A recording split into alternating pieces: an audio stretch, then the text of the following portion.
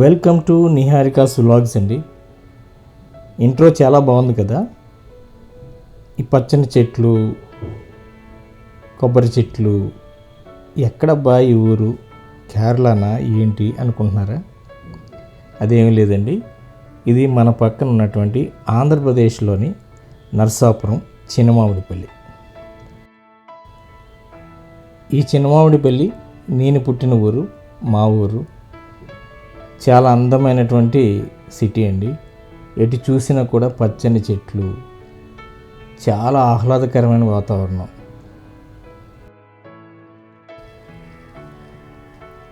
So మా ఈ చినమామిడిపల్లి ఎలా ఉంటుంది అనేది చిన్న వీడియో చేసి మీ ముందుకు తీసుకురావడానికి ప్రయత్నిస్తూ ఉన్నాం. చివరి వరకు చూడండి. మీ కామెంట్స్ ఇవ్వటం మాత్రం మర్చిపోకండి. దూరంగా చూస్తున్నారు కదా, కుడి చేతి వైపు, అది నర్సాపూర్ సిటీకి మంచినీళ్ళ చెరువు అనమాట. కుళాయి చెరువు అంటారు.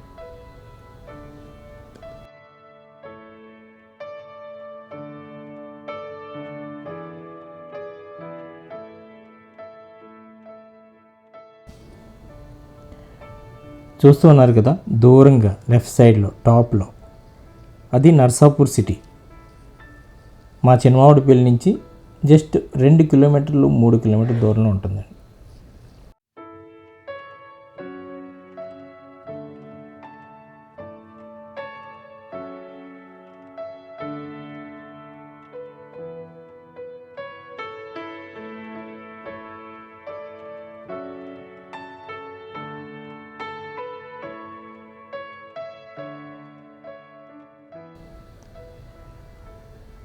చూస్తూ ఉన్నారు కదా, మా నర్సాపూర్ రైల్వే స్టేషన్ని ఆనుకుని ఉంది మా చినమామిడిపల్లి. నర్సాపూర్ విజయవాడ చాలా సంవత్సరాల నుంచి, మా చిన్నప్పటి నుంచి కూడా సింగిల్ లైన్గా ఉంది. ఇప్పుడు అది డబుల్ లైన్ అయిపోయింది. అలాగే ఎలక్ట్రిఫికేషన్ కూడా అయిపోయింది. సో విజయవాడ నుంచి నర్సాపూర్ రావడం అనేది ఇప్పుడు చాలా ఈజీ అయిపోయింది. Number of trains, journey time కూడా తగ్గిపోయింది.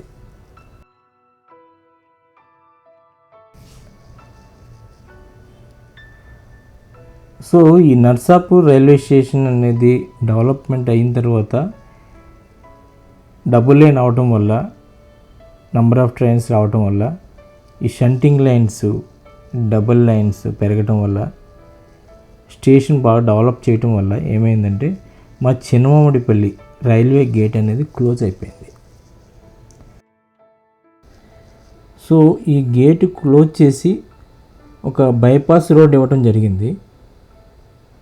నర్సాపూర్ రైల్వే స్టేషన్ మీద నుంచి అటు స్టేషన్ పేట నుంచి తిరిగి నర్సాపూర్ వెళ్ళడానికి. అయితే ఈ చినమామిడిపల్లి గేట్ క్లోజ్ అయిపోవటం వల్ల మా చినమామిడిపల్లి నుంచి అవతల సగభాగం చినమామిడిపల్లి గేట్ అవతల ఉండటం అయిందనమాట. సో అక్కడికి రాకపోకలు అనేవి చాలా కష్టమైపోతుంది.